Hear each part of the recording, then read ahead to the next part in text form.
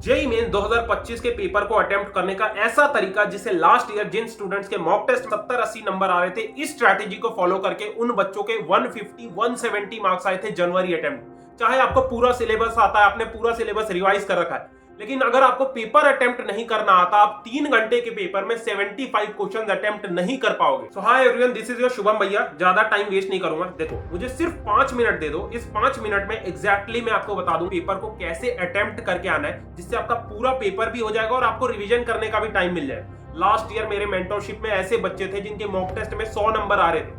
इस स्ट्रैटेजी को फॉलो करके उनके जेईई में जनवरी अटेम्प्ट में 160-170 मार्क्स आए। देखो, 2 साल तुमने रात दिन पूरी मेहनत करी है, प्रीवियस ईयर क्वेश्चंस करे हैं, डीपीपी मॉड्यूल्स को लगाया, वन शॉट लेक्चर देखे हैं, बार बार सिलेबस को रिवाइज किया, बट इसका रिजल्ट तभी मिलेगा जब एग्जाम वाले दिन आप पेपर को एक स्ट्रैटेजिकली अच्छे से अटेम्प्ट करके आते। तो जो ये मैं स्ट्रैटेजी दे रहा हूं ना, अगर तुम ढंग से इसे फॉलो करते हो, एग्जाम में 40-50 मार्क्स ज्यादा स्कोर कर सकते हो। अभी अगर आपके मॉक टेस्ट में 100 मार्क्स आ रहे हैं, 150 मार्क्स तक आप जनवरी अटेम्प्ट के अंदर लाओ। तो वीडियो को बिना स्किप करे देखना रिक्वेस्ट कर रहा हूं, और मेक श्योर वीडियो स्टार्ट होने से पहले हर एक स्टूडेंट को कमेंट सेक्शन में लिखना है अभी आपके मॉक टेस्ट में कितने मार्क्स आए, अभी कमेंट करो। तो सबसे पहले तो अपना टारगेट डिसाइड करो। अगर आपका टारगेट है कि मुझे 99 परसेंटाइल जनवरी अटेम्प्ट में लाना है, तो आपको 180 से 200 मार्क्स लाना पड़ेगा। 180 अपने हार्ड शिफ्ट के लिए, अगर आपका शिफ्ट डिफिकल्ट है, और 200 मार्क्स इजी शिफ्ट के लिए। तो मैं 200 मार्क्स एवरेज लेके चल रहा हूं जनवरी अटेम्प्ट के लिए। तो 200 नंबर के लिए आपको 50 क्वेश्चन सही अटेम्प्ट करके आना पड़ेगा। तो आपका टारगेट क्या होना चाहिए कि मुझे केमिस्ट्री में 80 मार्क्स लाना है। 80 मार्क्स के लिए आपको 20 क्वेश्चंस केमिस्ट्री में सही करने पड़ेंगे आउट ऑफ 25। उसके बाद फिजिक्स में 80 मार्क्स आपको लाना है, इसके लिए भी आपको 20 क्वेश्चन सही करके आने पड़ेंगे। और मैथ्स जो कि सबसे डिफिकल्ट आती है, उसमें टारगेट लेके चलो कि मुझे 40 मार्क्स लाने हैं, और 40 मार्क्स के लिए आपको 10 क्वेश्चन सही करके आने। अगर आप इतना अच्छे से कर लेते हो ना, 50 क्वेश्चंस जिन पे आपको 100% कॉन्फिडेंस है, इतना अटेम्प्ट करके आ जाते हो, 99 परसेंटाइल लाने से तुम्हें कोई नहीं रोक सकता। सो अब वीडियो का सबसे इंपॉर्टेंट पार्ट है। अब मैं आपको अप्रोच बता देता हूं कैसे आपको पेपर को अटेम्प्ट करके आना है। तो देखो, सबसे पहले हमें केमिस्ट्री से शुरुआत करना है। केमिस्ट्री को मैक्सिमम 40 मिनट्स का टाइम लगेगा। उसके बाद फिजिक्स को मैक्सिमम 50 मिनट्स का टाइम लगेगा, और एट द लास्ट मैथ्स में हमें ज्यादा क्वेश्चंस अटेम्प्ट नहीं करने, सिर्फ 10 क्वेश्चंस अच्छे से अटेम्प्ट करके आना है जिन पे हमें 100% कॉन्फिडेंस है।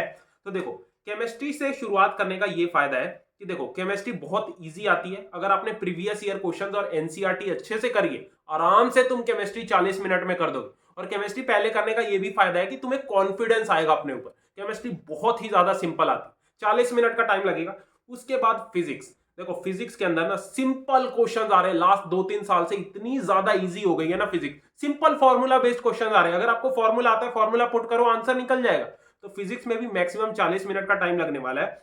और उसके बाद है मैथ्स, जो कि सबसे ज्यादा डिफिकल्ट आती है। तो मैथ्स में सिर्फ 10 क्वेश्चन हमें अटेम्प्ट करके आना है। अब देखो, ये जो केमिस्ट्री में 20 क्वेश्चन है, ऐसा तो है नहीं कि ये 20 के 20 क्वेश्चन आपके इजी आ जाएंगे। कुछ इजी होंगे, कुछ मॉडरेट क्वेश्चन होंगे, और कुछ बहुत डिफिकल्ट क्वेश्चन होंगे जिनमें ज्यादा टाइम लगेगा। तो आपको क्या करना है, ध्यान से सुनना। पेपर को 3 फेजेस में अटेम्प्ट करना है।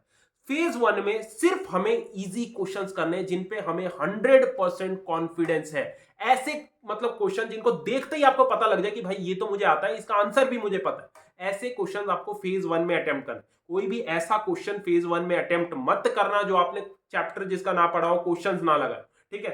तो हमें शुरुआत करना है फेज 1 में केमिस्ट्री से। मान लो केमिस्ट्री में आपको 12 इजी क्वेश्चंस आपको लगे, जो आपको देखते ही पता लग गया कि हाँ भाई इसका आंसर ये हो। तो आपने ये 12 क्वेश्चंस कर लिए। मैक्सिमम 20 मिनट का टाइम लगा आपको केमिस्ट्री के क्वेश्चंस करने में। उसके बाद मूव करो फिजिक्स पे। फिजिक्स में मान लो मैक्सिमम 12 क्वेश्चंस आपने कर लिए फेज 1 में, जो बहुत ही सिंपल थे, देखते ही आपको आंसर पता लगे। अब भाई देखो, इतना तुमने कर लिया ना, तुम्हारा कॉन्फिडेंस यहां हो। उसके बाद फेज 1 में एट द लास्ट तुम्हें मैथ्स पे जाना है। मैथ्स में टोटल हमें 10 क्वेश्चन अटेम्प्ट करने हैं, बट फेज 1 के अंदर वो 4 से 5 क्वेश्चन ढूंढो जिन पे आपको 100% कॉन्फिडेंस। मान लो आपने स्टैटिस्टिक्स का स्टैंडर्ड डेविएशन और मीन वाला क्वेश्चन देखा, देखते ही आपको पता लग गया कि भाई ये तो बहुत सिंपल है। मेट्रिसेस डिटर्मिनेंट का क्वेश्चन देखा, वो हो गया। तो ऐसे तुम्हें फेज 1 में क्वेश्चंस कर ले। फेज 1 में मैक्सिमम 1 घंटे का टाइम लगेगा, बट जो तुम्हारा कॉन्फिडेंस होगा ना, यहां से यहां होगा फेज 1 के एंड होने के बाद। सो अब आ जाओ फेज 2 पे। फेज 2 में सिर्फ हमें मॉडरेट और लेंदी क्वेश्चंस करने हैं, जो क्वेश्चंस आपको आते हैं बट थोड़े टाइम कंज्यूमिंग है, जिनमें ज्यादा टाइम लगता है। आपको पता है कि हाँ मुझे ये क्वेश्चन आता, तो हमें अगेन केमिस्ट्री से शुरुआत करना है। मान लो केमिस्ट्री के 10 ऐसे क्वेश्चन है पेपर में जो आपको आते हैं बट उनमें टाइम ज्यादा लगेगा। तो वो आपको फेज 2 में अटेम्प्ट करने हैं। मैक्सिमम 30 मिनट का टाइम लगा। इसमें ऐसे क्वेश्चन होंगे, मान लो फिजिकल केमिस्ट्री का आपका नर्स्ट इक्वेशन के क्वेश्चन आ गए जिनमें ज्यादा आपको टाइम लग रहा है बट आपको वो आता है, ठीक है। तो केमिस्ट्री के करने के बाद आप फिजिक्स पे मूव करोगे फेज 2 में, जिसमें आपने 5 से 6 क्वेश्चंस कर लिए जो बहुत लेंथी है, इलेक्ट्रोस्टैटिक्स, करंट, इलेक्ट्रिसिटी, थर्मोडायनेमिक्स के क्वेश्चन, ऑप्टिक्स के क्वेश्चन। उसके बाद एट लास्ट वापस आप मैथ्स पे आओगे।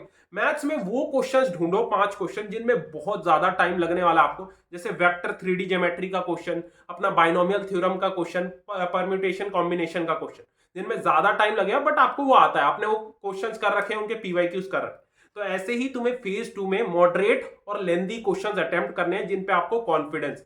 एक बार आपने फेज 1 और 2 अच्छे से क्वेश्चंस कर लिए, फेज 2 में मैक्सिमम देखो 1 घंटा 30 मिनट का टाइम लगेगा और अगेन आप पे 30 मिनट का टाइम बच जाएगा, ठीक है।